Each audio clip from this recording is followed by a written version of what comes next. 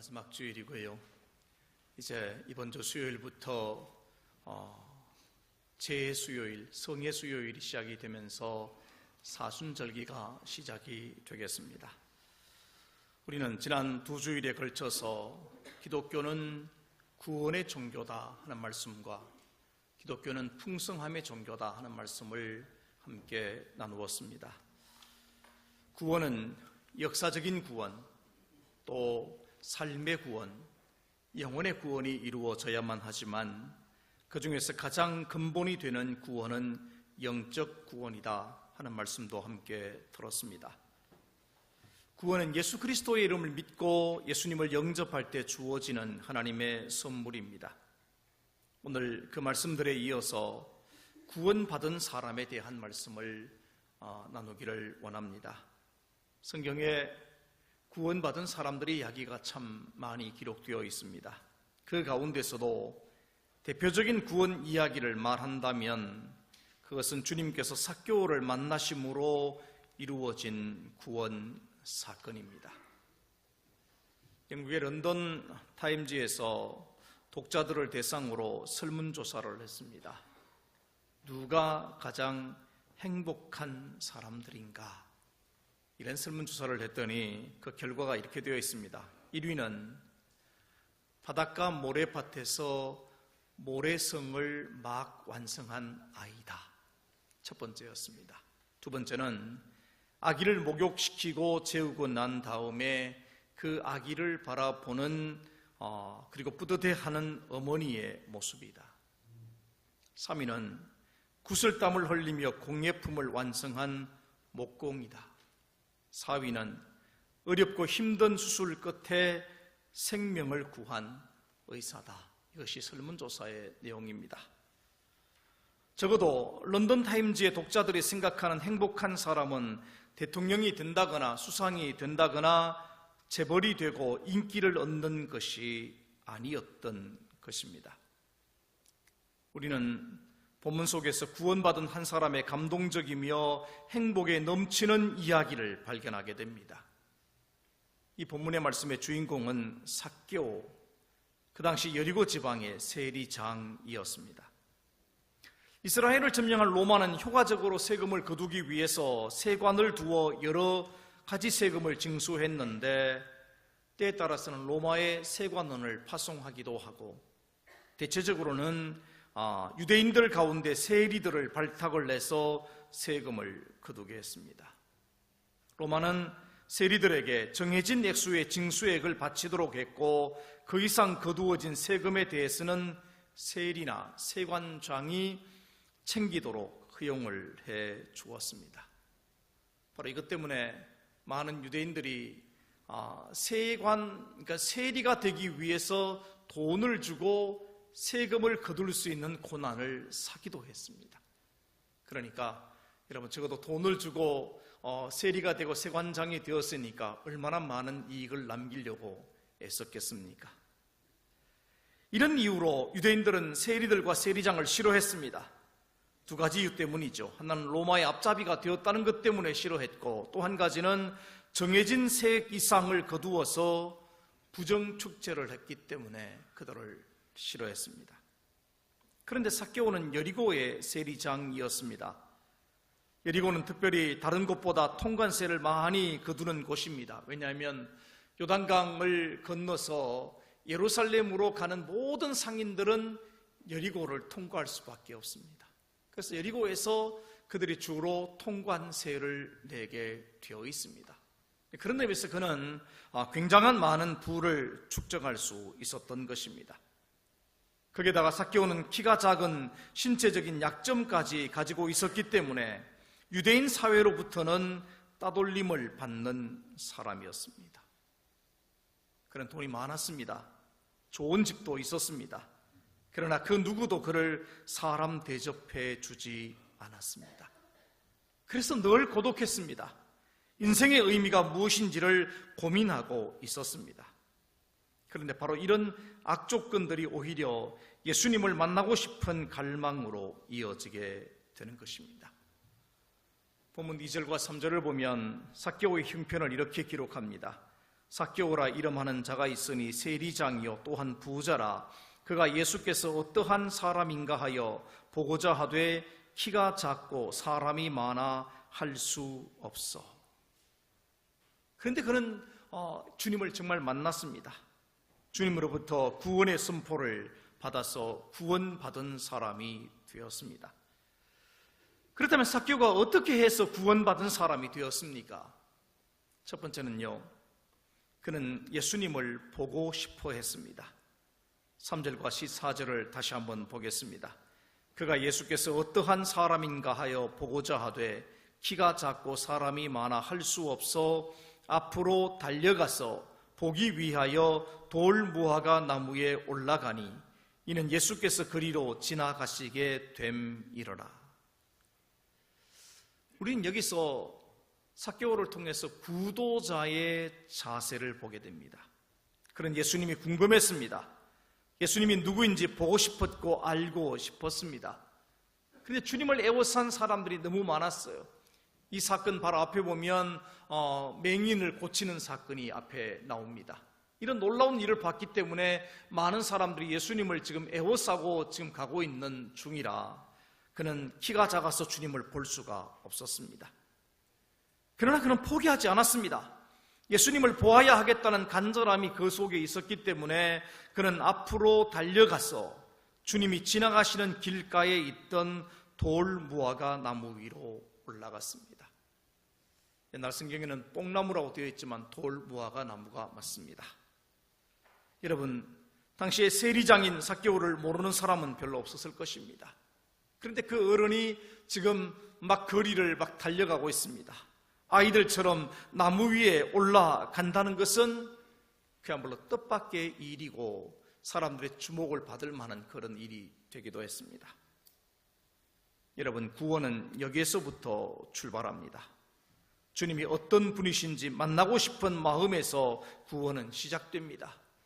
이것은 삭개오만이 아닙니다.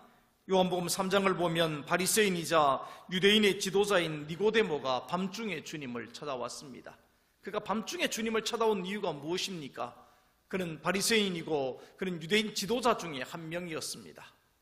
혹시 예수님을 만나는 것 때문에 자신이 여러 가지 사회적인 불이익을 당할 것을 염려했기 때문에 그런 밤중에 주님을 찾아왔습니다. 그럼에도 불구하고 그가 주님을 찾아온 것은 구원에 대한 깊은 관심 때문입니다. 그는 주님과의 대화 속에서 거듭남의 진리를 들었고 구원받은 사람이 되었습니다. 사도행전 9장과 10장을 보면 로마 군대의 백부장이었던 로마 사람 고넬료가 구원에 대한 간절함이 남달랐다는 것을 보여줍니다. 그는 기도하던 중에 하나님의 계시를 받고 베드로를 초청해서 하나님의 말씀을 듣습니다. 그의 간절함이 얼마나 컸던지 하나님의 말씀을 듣는 가운데 하나님의 성령이 그들의 마음을 새롭게 만들었고 그는 곧 세례를 받고 구원받은 자가 되었습니다. 구원은 주님에 대한 관심과 간절함으로부터 시작되는 것입니다. 여러분, 철학은 사람이 무엇인가에 대한 궁금증으로부터 시작하지요. 화학은 사물에 대한 호기심과 궁금증에서 출발합니다. 그러나 신앙은 예수 그리스도에 대한 관심과 궁금증에서 시작이 되는 것입니다. 예수님은 누구인가? 예수님은 어떤 분인가? 예수님은 어떻게 사셨는가? 여기에 관심을 갖는 것이 구원의 시작입니다. 그런데 이러한 사실들을 어떻게 알 수 있습니까? 여러분, 예수님을 설명하고 예수님에 관해 기록한 성경을 통해서 알 수 있습니다. 많은 사람들이 예수님을 연구해서 책을 쓰기도 합니다만 그 어떤 책도 성경만큼 예수님을 설명할 수는 없습니다. 오늘 여러분들은 예수님에 대해서 어떤 마음으로 바라보십니까? 삭개오가 지녔던 간절함이 오늘 여러분 속에 있으십니까? 교회 한가운데 지금 세워져 있는 여러분, 저 십자가를 바라보시면서 어떤 생각을 하십니까?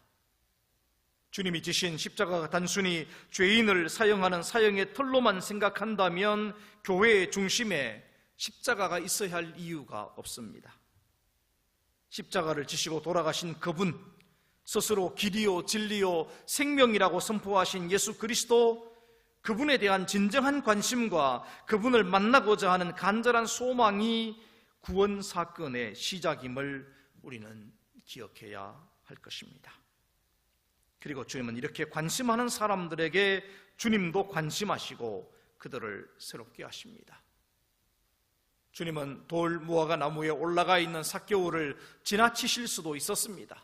보셨다고 하더라도 그냥 지나갈 수 있었습니다. 그런데 주님은 그냥 가지 않으셨습니다.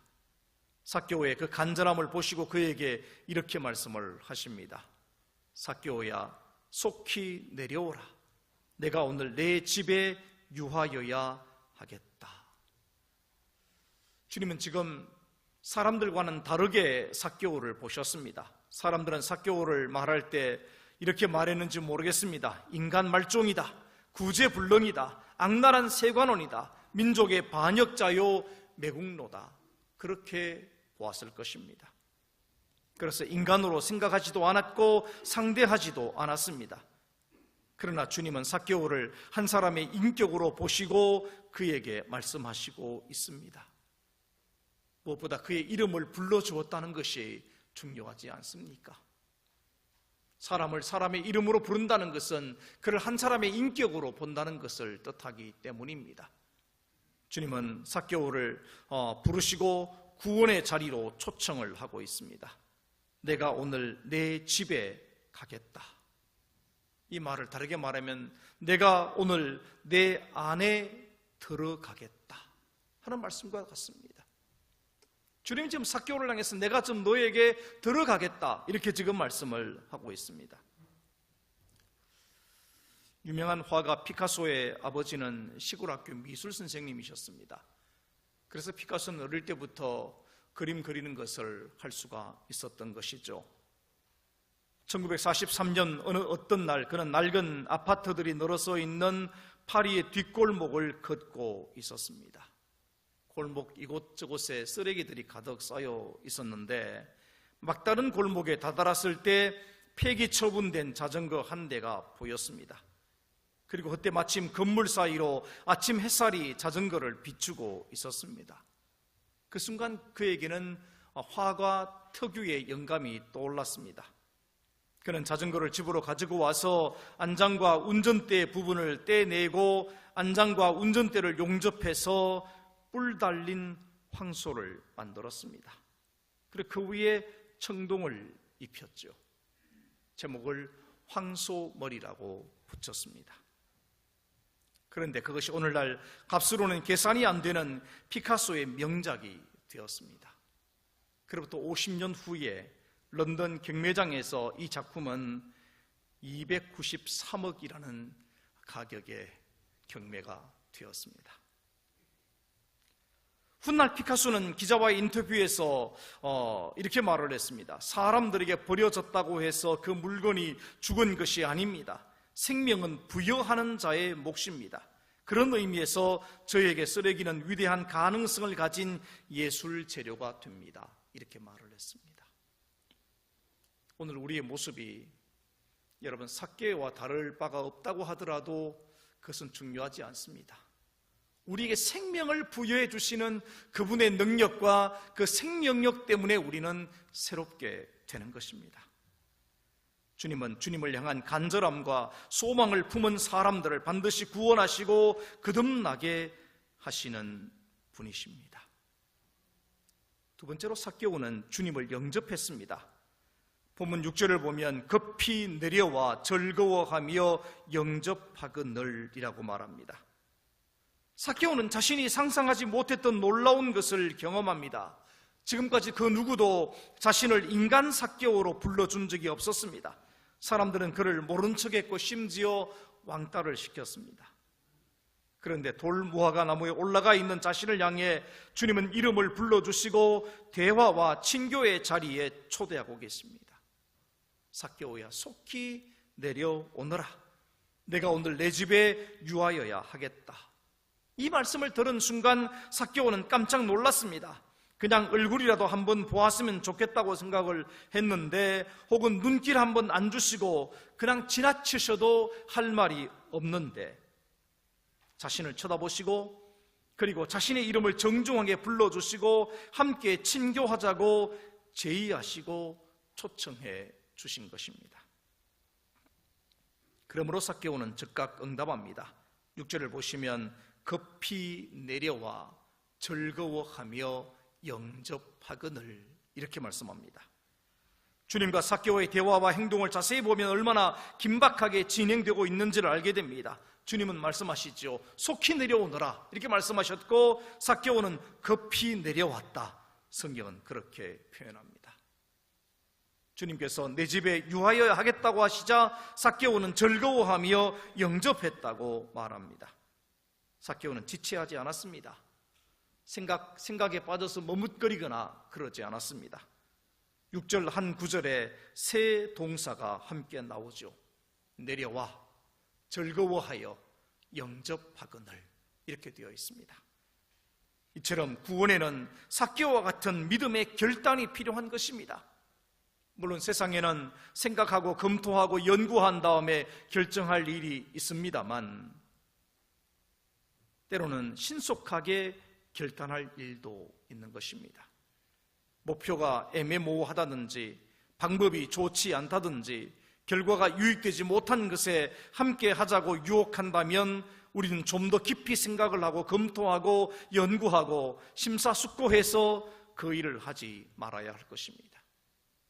그러나 예수 믿고 구원받는 일, 교회를 섬기고 남을 돕는 일, 바른 일을 위한 일에는 미루거나 생각에 빠지거나 할 것이 아니라 곧 결단해야 하는 것입니다.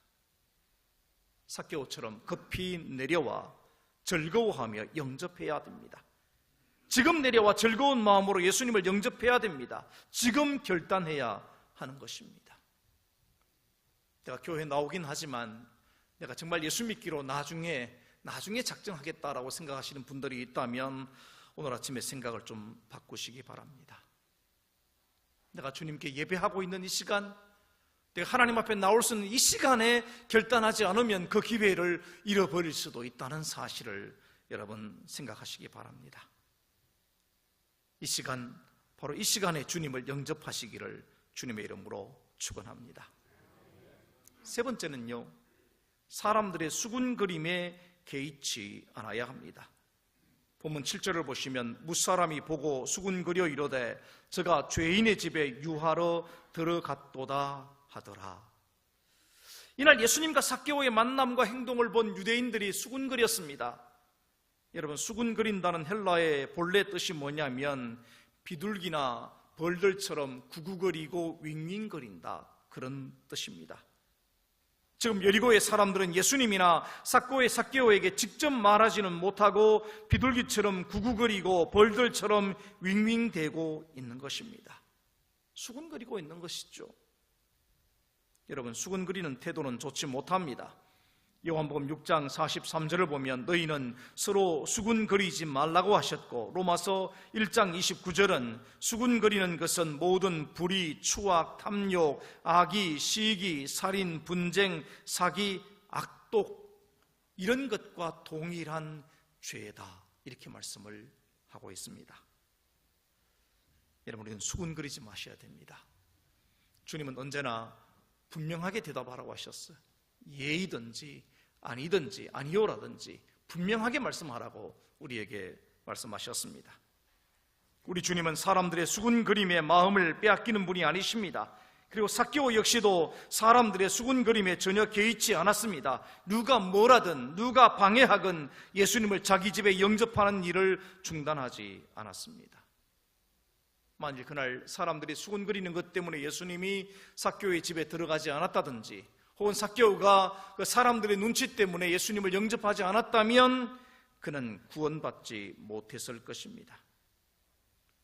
여러분, 오늘 여러분들의 구원 사건을 놓고 사람들이 여러 가지 말로 여러분에게 혼란을 줄 수 있습니다. 많은 믿지 않는 사람들이 예수 믿는 사람들 향해서 하는 말이 있습니다. 예수 믿는다고 달라지는 게 뭐가 있느냐?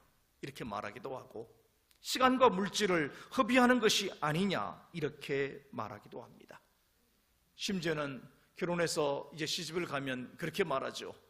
우리의 가문과는 문화가 다르니 안 된다라고 말하기도 하고, 가족 간의 화합에 방해된다는 이유 때문에 안 된다고 우리의 신앙을 방해하기도 합니다. 그러나 중요한 것은 자신의 결단입니다. 믿기로 작정하고 영접하기로 작정했다면 세상의 수군거리는 소리에 개의치 않아야 됩니다. 이 같은 결단을 가져야 우리는 구원의 자리에 이를 수 있습니다. 마지막으로 삭개오는 회개하고 있습니다.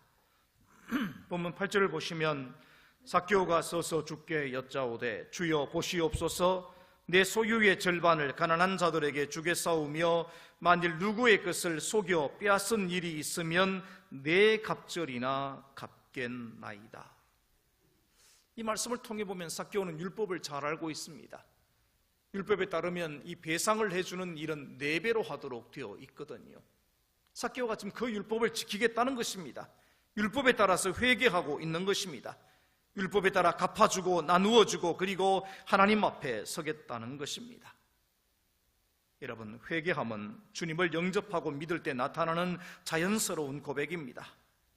세례 요한은 뭐라고 외쳤습니까? 회개하라, 천국이 가까이 왔다고 외쳤고, 예수님도 공생애를 시작하시면서 가장 먼저 외치신 말씀이 회개하라, 천국이 가까이 왔다고 회개를 외치시고 있습니다. 구약 성경에서 회개를 뜻하는 히브리어는 슈브라는 말인데, 그 말은 길을 바꾸다, 되돌아오다 라고 하는 뜻을 가지고 있습니다. 즉 사람이 자신의 죄에 대하여 영적 각성을 하게 된다면 마음이 변화되고 돌이킨다는 것입니다. 그래서 시편에서는 그것을 통회하는 것이다 이렇게 말하고 있고, 예레미야는 자복하는 것을 회개라고 말하고 있고, 에스겔은 죄에서 떠나는 것을 회개라고 말하며, 호세아는 여호와께 돌아가는 것, 스바냐는 여호와를 찾는 것이 회개다 이렇게 말합니다. 신약 성경에 쓰여진 헬라어로 회개는 메타노이아인데, 이 역시 마음의 변화, 돌이킴이라는 뜻을 가지고 있습니다. 그러니까 회개는 그저 마음으로 후회만 하는 것이 아닙니다. 그냥 반성만 하는 것이 아니라는 것입니다. 죄에 대한 깊은 책망과 가책으로 죄에서 돌아서는 생활을 의미하는 것입니다. 사람들은 회개를 그냥 후회만 하고 자백만 하는 것으로 생각하는데, 후회와 자백하는 것과 더불어서 방향을 바꿔야 합니다. 자기 중심으로 살아가던 것을 하나님 중심으로, 세상을 따라 살던 것을 주님을 따라 사는 중심으로 방향을 바꾸어 살아가는 것이 회개입니다. 그러므로 회개는 하나님께로 돌아오는 전인적인 행동입니다. 다시 말하면 자기 잘못을 입으로 시인하고 몸도 마음도 고치고 행동도 고치는 것이 회개입니다. 여러분, 그런 의미에서 하나님의 성전 안에서 회개는 시작되어져야 되고, 여러분의 삶의 자리에서 회개는 완성되어져야 됩니다.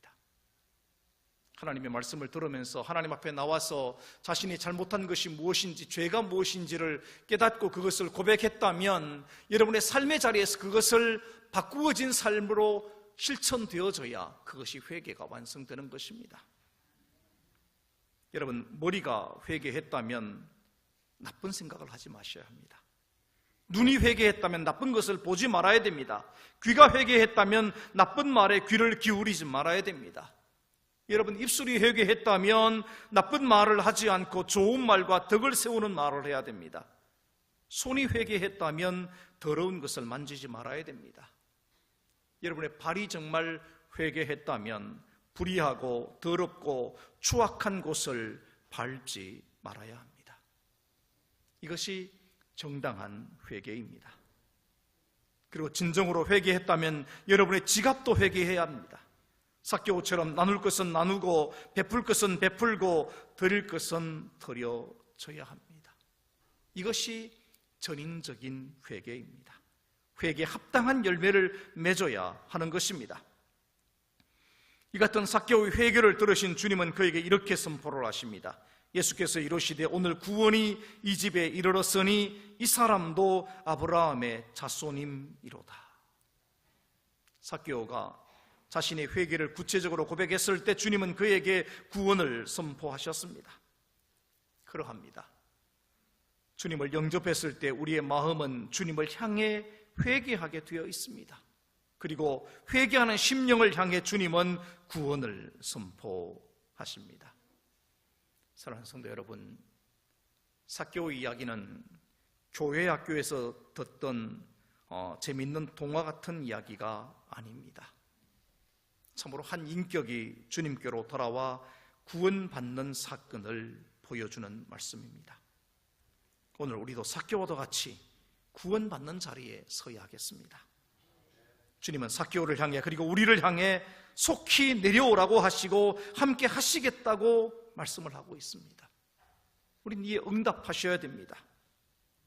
바로 거기에 응답할 때 주님은 말씀하십니다. 오늘 구원이 내 집에 이르렀다. 주님을 사모하는 심령이 되시기 바랍니다. 주님을 영접하시기 바랍니다.